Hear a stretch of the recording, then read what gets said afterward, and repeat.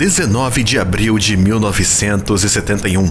A União Soviética tinha acabado de lançar a primeira estação espacial do mundo em órbita terrestre baixa, chamada Salyut 1. 2 meses mais tarde, 6 de junho de 71, o Soyuz 11 faria uma viagem à estação espacial em órbita, com Georgy Dobrovolsky, Vladislav Volkov e Viktor Patsayev a bordo da nave espacial. O Soyuz 11 foi lançado para o espaço e os 3 astronautas embarcaram na estação espacial Salyut 1, 7 de junho de 71, sem qualquer problema, e estiveram lá para realizar 3 semanas de experiências, como cultivar couve chinesa e cebola bulbo, tirar espectrogramas de estrelas e tirar algumas fotos de órbita da neve e o gelo no rio Volga. Eram agora heróis, famosos por toda a Rússia. Em 29 de junho de 71, com a missão principal do astronauta completada, o Soyuz 11 destravou do Salyut 1 e 3 horas mais tarde, os homens do espaço dispararam o motor da sua nave para regressar à Terra. Vladislav Volkov brincou com o seu controle de voo e pediu que se certificassem de que o seu tradicional presente de conhaque de boas-vindas em casa estaria à sua espera no local de aterrissagem. A 29 minutos antes de aterrissar, e a uma altitude de 160 km, cargas explosivas dispararam como planejado para separar a cápsula orbital do Soyuz 11 em forma de sino e os módulos de instrumentos. A cápsula espacial era agora a única defesa do astronauta contra a reentrada, que seria extremamente quente por conta do atrito com a atmosfera. Mas então algo inesperado aconteceu. Assim que os outros módulos foram eliminados, a pressão dentro da cápsula da tripulação caiu rapidamente e todo o ar dentro começou a escapar para o vácuo do espaço. Entretanto, o controle da missão não estava a par da situação. Tentativas de contatar os astronautas através do rádio foram encontradas com silêncio, e uma sensação de mal-estar rastejou para dentro da sala. 22 minutos antes de aterrissar, a cápsula foi pega no radar entrando no espaço aéreo soviético. Os comandantes da missão sabiam que, por conta da nave ainda estar reentrando na atmosfera, que seria coberta por um casulo de plasma, e portanto a comunicação seria impossível durante esse tempo. Com o passar dos minutos, as esperanças de um final feliz foram reacendidas quando o paraquedas da cápsula espacial foi automaticamente lançado, e logo em seguida um paraquedas maior. No entanto, ainda não houve notícias da tripulação, e 10 minutos antes de aterrissar, as tripulações de helicópteros avistaram a nave sem danos, balançando para trás e para frente com um paraquedas de aspecto perfeito. O controle da missão foi exaltado quando o comandante do helicóptero comunicou por rádio que a cápsula tinha aterrissado em segurança. A equipe de recuperação estava aterrissando nas proximidades e estavam a poucos minutos de abrir a escotilha e tratar os cosmonautas até o seu conhaque e outros confortos de casa depois de terem estado no espaço tanto tempo. 2 minutos depois, a equipe de busca e salvamento chegou à nave Soyuz 11 e bateu no casco da nave para avisar que estavam lá. Mas não houve resposta. Quando abriram a escotilha, um olhar de incerteza tomou conta do rosto de um dos socorristas. Dentro da cápsula, a equipe de recuperação viu os 3 astronautas caindo sem movimento. Seus rostos estavam cobertos de manchas escuras que pareciam hematomas, e o sangue vinha dos seus narizes e orelhas. Um dos homens, Dobrovolsky, ainda estava quente, mas as tentativas para reanimá-lo não tiveram sucesso. O primeiro contato entre a tripulação de recuperação e o controle da missão tomou a forma de 3 números: 111. Este era um código que representava a saúde dos astronautas. O número 5 representava um estado excelente. 4 era um bom estado.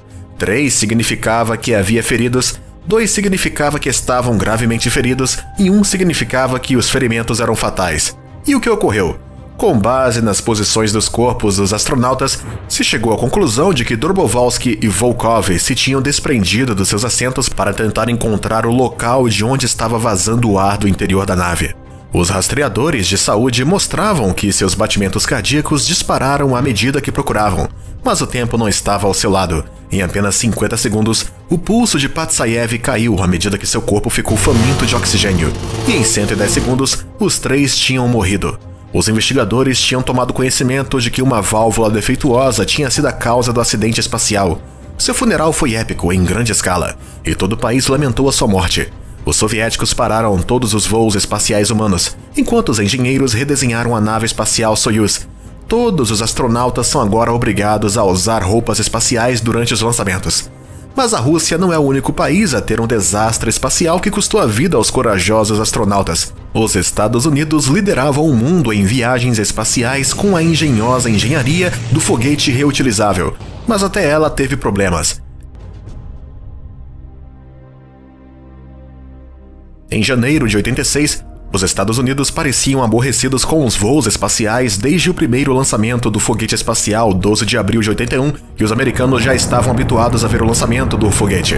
O programa não tinha experimentado problemas desde o seu voo de estreia, mas tudo iria mudar rapidamente. Na manhã de 28 de janeiro de 86, a tripulação da missão STS-51L embarcou no Challenger orbital. Era uma manhã ensolarada, mas fria de terça-feira. Em todos os Estados Unidos, as pessoas estavam um pouco mais entusiasmadas com este lançamento, porque a tripulação de 7 astronautas incluía a especialista em carga útil Christa McAuliffe, que era uma civil, professora escolar e mãe de 2 crianças. Ela fazia parte do projeto Teacher in Space, e prova de que o espaço estava agora bem aberto, não só aos pilotos de caça ao topo, mas também ao americano médio.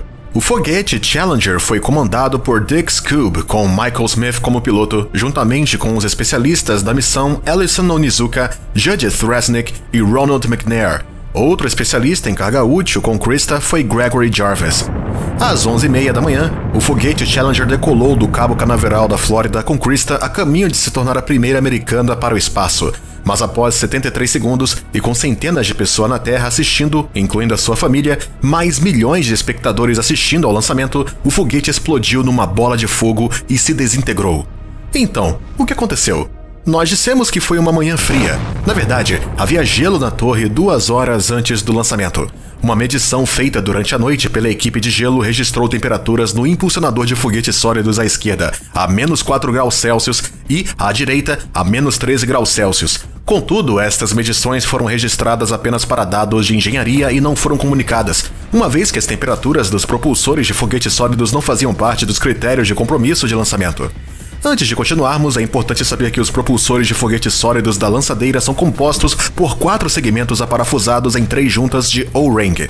Esses anéis em formato de O são colocados para manter a pressão interna do foguete, e qualquer falha desses anéis causaria uma falha catastrófica. Foi exatamente isso que aconteceu com o propulsor de foguete. Houve um sopro de fumaça preta do foguete correto ao desacoplar, mostrando que o anel em formato de O já tinha falhado. Quando o foguete estava no ar, as chamas começaram a sair e a chama lateral cortou através do foguete como uma tocha cortante.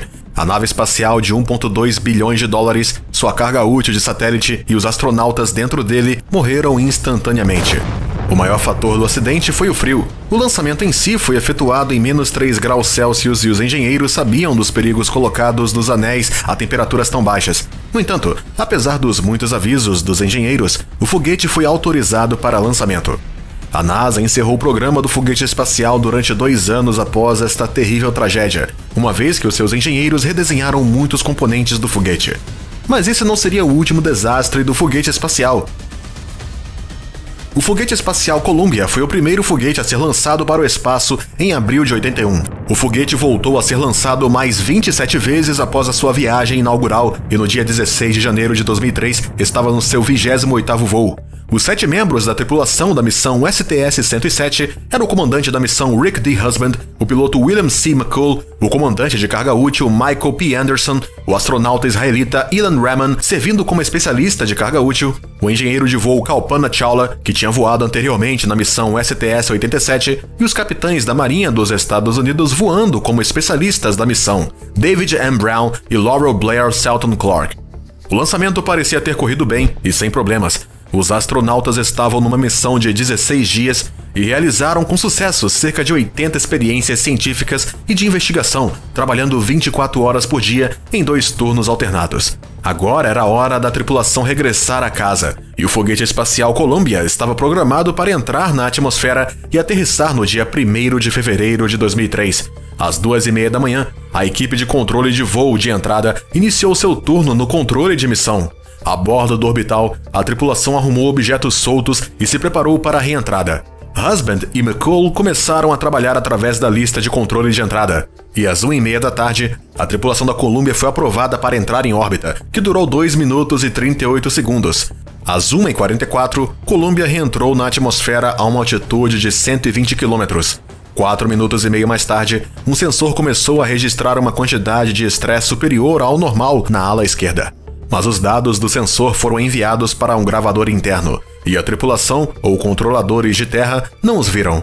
O orbitador começou a bocejar para a esquerda devido ao aumento do arrasto. Contudo, o sistema de controle de voo do orbitador corrigiu o problema, e a tripulação nunca notou o arrastamento ou o que estava acontecendo. Se seguiram sensores que indicavam problemas dos sistemas hidráulicos da asa esquerda e uma perda de pressão dos pneus do trem de aterrissagem do lado esquerdo. Columbia voava a 60 km acima da Terra a uma velocidade de 20.120 km por hora, quando os controladores de voo receberam as suas últimas comunicações do foguete. Vídeos de muitas testemunhas assistiram horrorizadas à ruptura e desintegração do foguete. Então, o que aconteceu com a Columbia e sua tripulação? O grupo de trabalho fotográfico intercêntrico da NASA estava examinando os vídeos do lançamento depois de a Columbia ter entrado em órbita como uma revisão de rotina. Só no segundo dia é que descobriram que um pedaço de espuma tinha se partido do grande tanque externo e que tinha afetado a asa esquerda quando o foguete estava subindo para a órbita. A equipe de gestão de detritos não conseguiu determinar os danos causados à asa esquerda, e foram feitos vários pedidos de imagens ao Departamento de Defesa dos Estados Unidos. Um pedido foi transmitido ao Comando Estratégico dos Estados Unidos, que começou a identificar os bens que podiam captar imagens do orbitador. No entanto, o pedido de imagens foi negado pela presidente da equipe de gestão da missão da NASA, Linda Ham, depois de ter descoberto de onde provinha o pedido. Ela perguntou a um diretor de voo sobre o requisito de imagens, mas não à equipe de avaliação de detritos. Movendo o orbitador para uma posição a ser limitada teria perturbado as operações científicas em curso, e Ham rejeitou as capacidades de imagem do Departamento de Defesa como insuficientes para avaliar os danos na ala esquerda da Columbia. Agora, é aqui que as coisas se tornam mais interessantes. A gestão da missão minimizou o risco do ataque de destroços nas comunicações com a tripulação da Columbia, e o diretor de voo, Steve Stitch, enviou um e-mail a Husband e McCool informando do ataque e que não havia qualquer preocupação com os danos, uma vez que a situação com as espumas ocorreram em voos anteriores. Também receberam um vídeo de 15 segundos sobre a greve de destroços, mas ficaram tranquilos de que não havia perigo. Obviamente, estavam errados. Ninguém sabe a verdadeira extensão dos danos na asa, mas membros da Comissão de Investigação de Acidentes da Colômbia realizaram um teste utilizando uma parte da asa de um foguete espacial e dispararam um pedaço de espuma a alta velocidade no mesmo local em que um pedaço de espuma atingiu a asa da Columbia. E foi isso que aconteceu. Para espanto dos espectadores, os investigadores abriram um buraco de 60 centímetros na asa do foguete após dispararem um pedaço de isolamento de espuma contra ela. Esta foi a arma fumegante que provou que os danos causados pelo ataque de destroços levaram à destruição da Columbia e à perda da sua tripulação. Foi o último lançamento do foguete espacial e o programa do foguete espacial foi retirado depois disso. Desde então, os astronautas têm vindo a entrar no espaço com o programa russo Soyuz e agora com os foguetes do SpaceX. E isso é tudo por hoje. Espero que você tenha achado o vídeo interessante e que você tenha aprendido como são corajosos os nossos homens e mulheres que vão para o espaço. Fiquem ligados aqui para mais vídeos no futuro e obrigado por assistirem.